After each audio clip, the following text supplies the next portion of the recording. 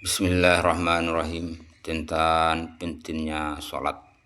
Dari Abu Muslim Al-Taghlabi rahmatullah, ia berkata, aku menemui Sayyidina Abu Umamah ketika ia berada di masjid. Aku berkata kepadanya, wahai Abu Umamah, sesungguhnya seseorang telah meriwayatkan hadis dari engkau kepadaku, bahwa engkau pernah mendengar baginda Rasulullah SAW bersabda, barang siapa berwuduk dengan sempurna, membasuh kedua tangannya dan mukanya, dan mengusap kepalanya dan kedua telinganya, kemudian ia mengerjakan sholat fardu, maka Allah SWT mengampuni dosa-dosanya pada hari itu. Dosa yang kedua, kakinya melangkah kepadanya. Dosa yang kedua, tangannya memegangnya. Dosa yang kedua, telinganya mendengarnya. Dosa yang kedua, matanya melihatnya. Dan dosa yang tersirat dalam hatinya. Dia menjawab, demi Allah, sungguhnya aku mendengar hadis ini dari baginda Rasulullah SAW berkali-kali. Hadis Ahmad. Sayyidina Utsman, Sayyidina Abu Hurairah, Sayyidina Anas, Sayyidina Abdullah As-Sunabihi, Sayyidina Am bin Abbasah dan banyak lagi sahabat lain yang juga meriwayatkan hadis seperti di atas dengan lafaz yang berbeda-beda. Para ulul kasaf dapat merasakan dosa-dosa yang berguguran dari seseorang.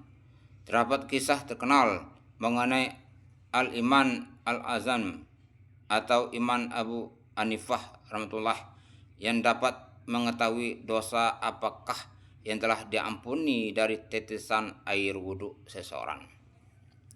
Sayyidina Utsman Anhu meriwayatkan sabda baginda Rasulullah SAW, janganlah seseorang tertipu. Maksudnya adalah janganlah karena berharap semua dosanya akan diampuni melalui salat, lalu ia berani berbuat dosa. Sebab jika Allah SWT menerima salat dan ibadah kita, itu semata-mata karena bela kasihnya. Jika bukan karena balas kasihannya, kita mengetahui betul hakikat ibadah kita. Ibadah kita betul-betul tidak layak diterima karena banyak kekurangannya. Memang salat menyebabkan dosa-dosa diampuni, namun hanya Allah Ta'ala yang mengetahui apakah salat kita layak diterima sehingga menyebabkan dosa kita diampuni atau tidak. Jika seorang berkata, Tuhanku Maha Pengampun, kemudian dengan sengaja ia berbuat dosa, sungguh ia sangat tidak punya malu. Hal itu diumpamakan seorang ayah yang berkata, jika anakku berbuat kesalahan, maka akan kumaafkan. Lalu karena ucapan ayahnya itu, si anak pun berbuat durhaka dengan sengaja. Dari Sayyidina Abu Hurairah anhu, ia berkata, dua orang dari kabilah Bali, satu kaum keturunan Goda'ah, telah masuk Islam di hadapan baginda Rasulullah SAW. Salah seorang dari keduanya mati syahid dalam jihad dan yang seorang lagi mati setahun kemudian. Sayyidina Tal'ah bin Ubaidillah anhu berkata, aku bermimpi orang yang mati setahun kemudian itu dimasukkan ke surga lebih dahulu daripada yang mati syahid. Aku merasa heran terhadap kejadian tersebut. Syahid derajatnya sangat tinggi, seharusnya masuk surga terlebih dahulu. Esok paginya aku sampaikan mimpiku kepada baginda Nabi SAW. Atau mimpi itu diceritakan oleh seseorang kepada baginda Nabi SAW. Beliau bersabda, bukankah orang yang mati kemudian itu berpuasa penuh pada bulan Ramadan dan sholat sebanyak 6.000 rakaat dan sekian rakaat sholat selama setahun. Hadis riwayat Ahmad, Ibnu Majah, Ibnu Ibn. Jika setiap bulan dalam setahun berjumlah 29 hari, lalu dikalikan dengan salat fardu 5 kali sehari, ditambah witir 3 rakaat, maka sudah berjumlah 6.960 rakaat. seandainya setiap bulannya dihitung 30 hari, lalu dikalikan dengan salat fardu 5 kali, ditambah witir, ditambah salat rawatib, ditambah salat nawafil, maka sungguh betapa banyak rakaatnya. Iman Ibnu Majah rahmatullah juga meriwayatkan kisah di atas dengan rinci. Sayyidina Tal'ah anhu sebagai orang yang memimpikan hal itu bercerita, ada 2 orang dari suatu kabilah datang kepada baginda Rasulullah SAW dan keduanya masuk Islam secara bersamaan. Sahabat yang satu adalah orang yang penuh semangat dan berani sehingga dalam suatu peperangan ia syahid, dan yang satunya lagi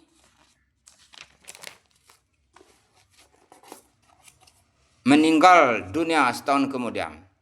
Dalam mimpi itu, aku berdiri di depan pintu surga dan kedua orang itu juga ada di sana.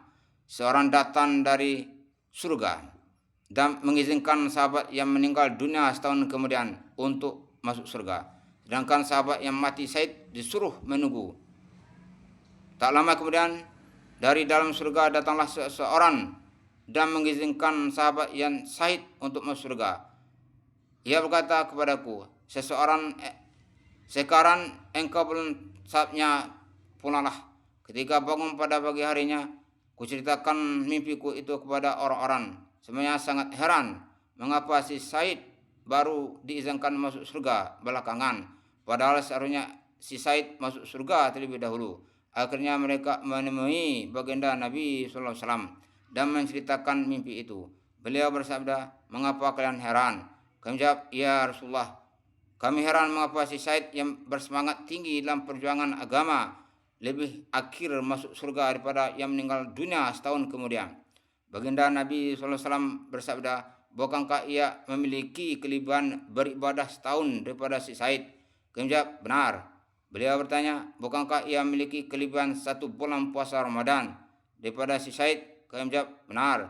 Baginda Nabi SAW bertanya lagi, bukankah ia mempunyai kelebihan sujud dalam salat daripada si Said? Kami pun menjawab, benar. Beliau bersabda, perbedaan kedua orang itu lebih jauh daripada antara langit dan bumi. Alhamdulillah, apa yang baca dan kita lakukan mudah-mudahan diridhoi oleh Allah SWT dan berkuatan untuk menyampaikan berilmu. Amin.